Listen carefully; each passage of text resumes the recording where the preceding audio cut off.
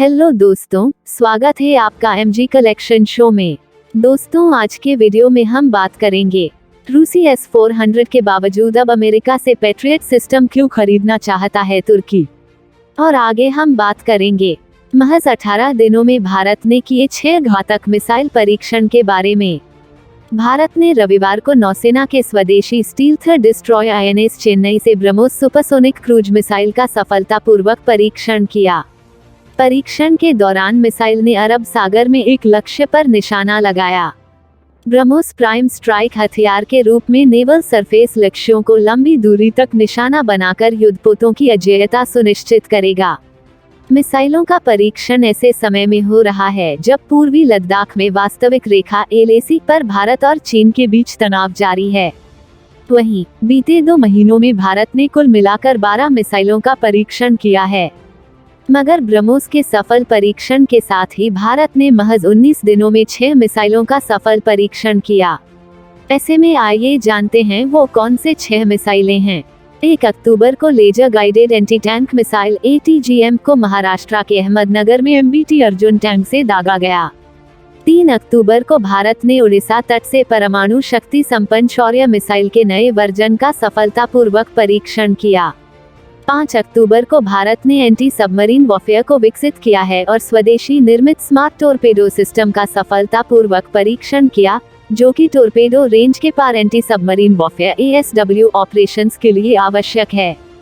10 अक्टूबर को भारत ने पहले एंटी रेडिएशन मिसाइल रुद्रम 1 का सफल परीक्षण किया, जो कि जमीन पर दुश्मनों के रडार को डिटेक्ट कर सकता है।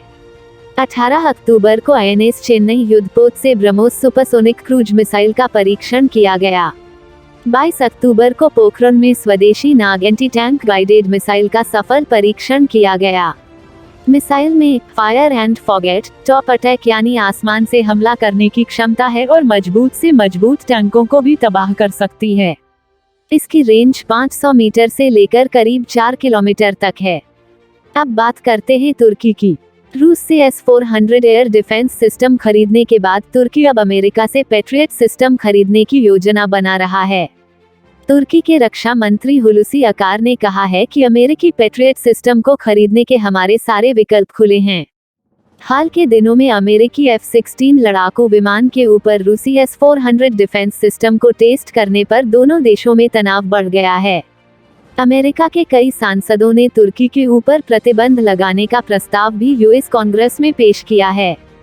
तुर्की के रक्षा मंत्री हुलुसी अकार ने कहा है कि रूस के S-400 की खरीद के बावजूद हम अमेरिकी पैट्रियट सिस्टम खरीदने के लिए तैयार है।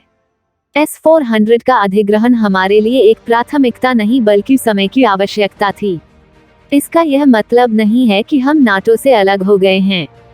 पैट्रियट खरीदने के लिए शर्तों का ऐलान करते हुए उन्होंने कहा कि अगर हमें प्रौद्योगिकी हस्तांतरण, संयुक्त उत्पादन और वितरण कार्यक्रम से संबंधित गारंटी दी जाती है तो हम ऐसा कर सकते हैं।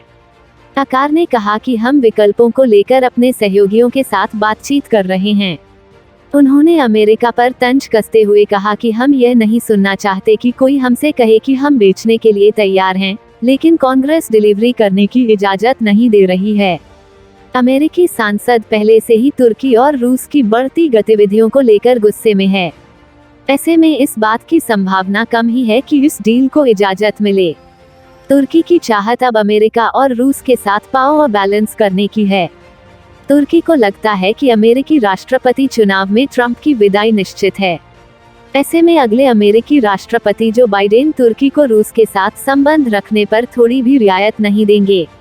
अमेरिका ने पहले से ही तुर्की के ऊपर कुछ प्रतिबंध लगाए हुए हैं। ऐसे में नए डेमोक्रेटिक राष्ट्रपति तुर्की पर नए प्रतिबंधों का ऐलान कर सकते हैं। तुर्की अपनी खस्ताहाल अर्थव्यवस्था को और बर्बाद नहीं करना चाहता, इसलिए ही वो अमेरिका से भी हथियार खरीदने की बात कर रहा है। तो दोस्तों, अभी के लिए इतना ही। मिलती हूँ आपसे अगले वीडियो में, तब तक के लिए जय हिंद।